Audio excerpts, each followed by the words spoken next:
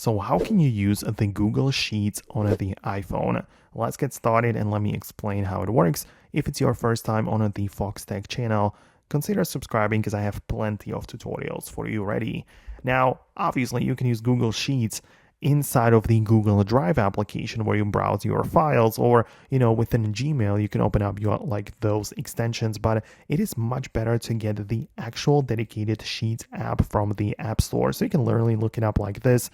Just make sure you install the latest version of that app, right? And once you get inside, you just want to be sure that you are logged in with your Google account. That's very important because you can save and browse your files attached to that account.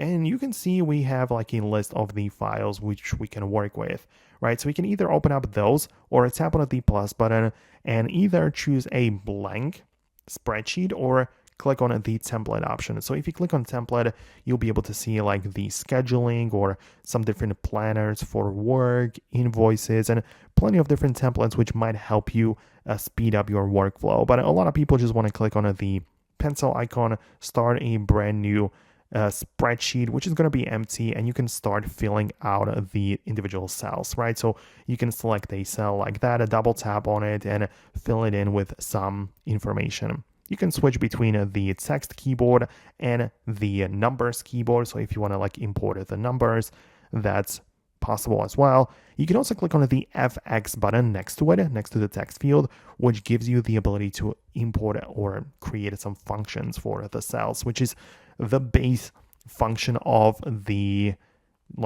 spreadsheets applications in general. So, you can add some different you can see all of the summing up and calculations, and all of these functions can be added. So, we can go into depth with every single feature, but that is the general point on how you can start using the Google Sheets. Let me know what you think about that. Let me know if you would like to see a 20-minute walkthrough of every single feature. So yeah, share your thoughts below, subscribe for more, and I'll see you later in the upcoming videos as well.